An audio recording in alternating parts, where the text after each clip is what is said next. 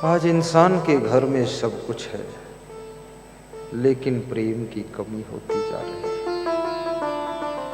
मैंने एक बहुत सूक्ष्म दृष्टि से बात को देखा है। रायपुर की महान भक्त दीपक गुप्ता कह रहे थे, गुरुदेव संन्यास लेने का मन होता है। तो हमने कहा क्यों होता है? बोले इसलिए होता है, घर में गरीबी थी तो हम सोचते थे खूब धन हो जाएगा, बढ़िया मकान बन जाएगा तो हम सब आपस में प्रेम से रहेंगे।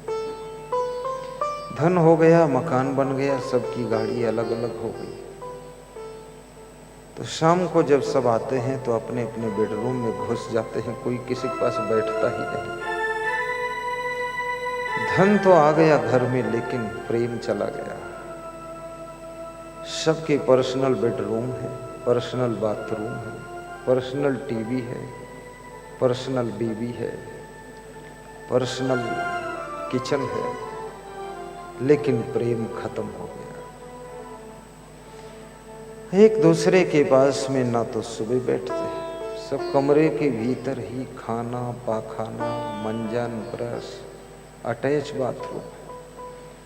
बाथरूम से तो अटैच हो गए, और माता पिता से अटैचपन खत्म हो गया। घर में आपस में अटैच नहीं, बस बाथरूम अटैच है। बहुत मजेदार बात है। संवेदना खत्म हो गया। तो मैंने इस बात पर ध्यान लगाया, गौर किया कि धन बढ़ने पर भी इसीलिए लोग सुखी नहीं होते। सामान बढ़ने पर भी सुख कम हो जाता है, संवेदना खत्म हो गई, परस्पर का प्रेम कम हो गया। और प्रचुर मात्रा में धन जब उपलब्ध हो जाता है तो एक दूसरे के लिए परस्पर आवश्यकता भी कम हो जाती है। अन्यथा जब देवरानी अपनी जेठानी से खड़ी होकर के 10 थाली मांगती है कि जेठानी मेहमान आए हैं, थालियां दे देना, कटोरी दे देना, गिलास दे देना, वो एक प्रेम कितना निराला होता है।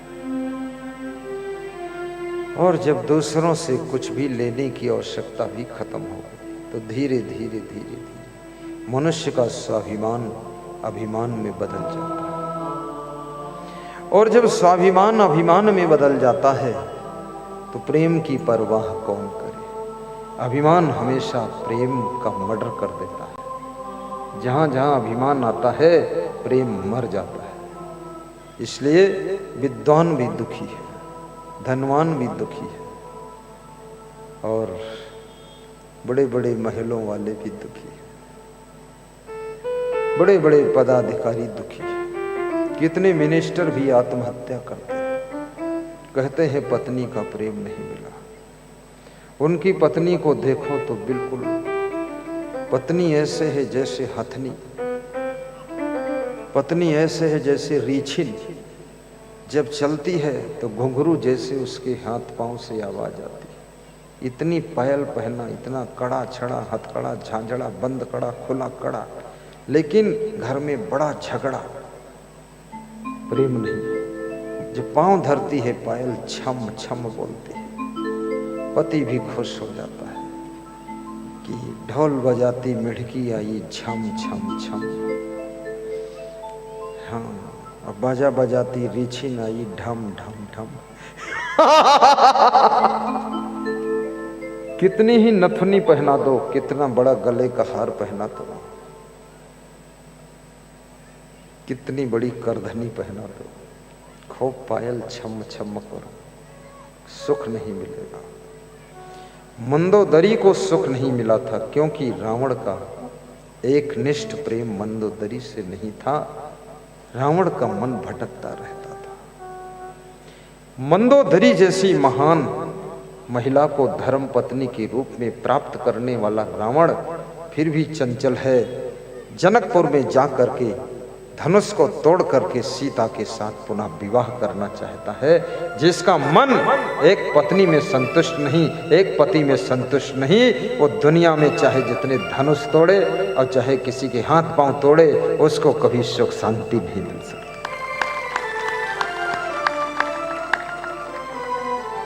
क्यों धनुष तोड़ने गए वहां? तो क्या जरूरत थी? अपनी इंद्रियों के धनुष को बस में नहीं कर पाते, जनकपुर में धनुष तोड़ते हो, निकल वापस वहां से अपने लंका में जा। लंका में इतनी शंका पैदा कर रखी है, लंका में युद्ध का डंका पैदा होने वाला है। मनुष्य का पतन उसी समय प्रारंभ हो जाता है जब परिवार के साथ में, भाइयों के साथ में, भतीजों के साथ में, चाचाओं के साथ में, देवरानी जेठानी के साथ में प्रेम समाप्त होने लग जाता है। उसी समय से उसके पतन की कहानी शुभारंभ होने लग जाती है। और जब तुम अपने जाति भाइयों का, परिवार वालों का, कुटुंबियों का नुकसान करने के लिए शत्रुओं से सलाह लेना शुरू कर देते हो, तो समझ लेना अब तुम्हारे विनाश का प्रथम अध्याय प्रारंभ हो चुका है। तुम्हारा चाचा, तुम्हारा भतीजा, तुम्हारा भाई, तुम्हारी देवरानी, तुम्हारी जेठानी, तुम्हारे सास ससुर, ये चाहे जितने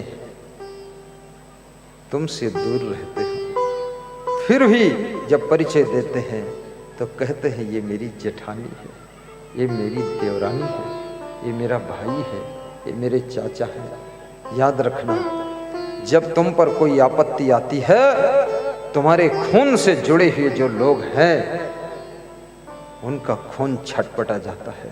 क्या करूं, रिश्ते बिगड़ गए, नहीं तो मैं भी इसकी तरफ से लेकर राइफल निकल पड़ता, मदद करता। कौरवों का विनाश परस्पर प्रेम का अंत होने से हुआ, और यदुवंशियों का विनाश भी परस्पर का प्रेम समाप्त हुआ था, इसलिए हुआ था। कौन विनाश कर सकता है तुम्हारा? कौन नुकसान पहुंचा सकता है तुमको? गेहूं को अगर किसी ने खोखला किया है तो उसी के भीतर पैदा होने वाला कीड़ा, जिसको घुन कहते हैं, उसी ने खोखला किया है। ऐसे ही तुमको खोखला अगर कोई कर सकता है, तुम्हारे घर के भीतर ही कोई कीड़ा पैदा हुआ है। इसलिए आपस में गम खा करके भी चौपाई याद कर लेना,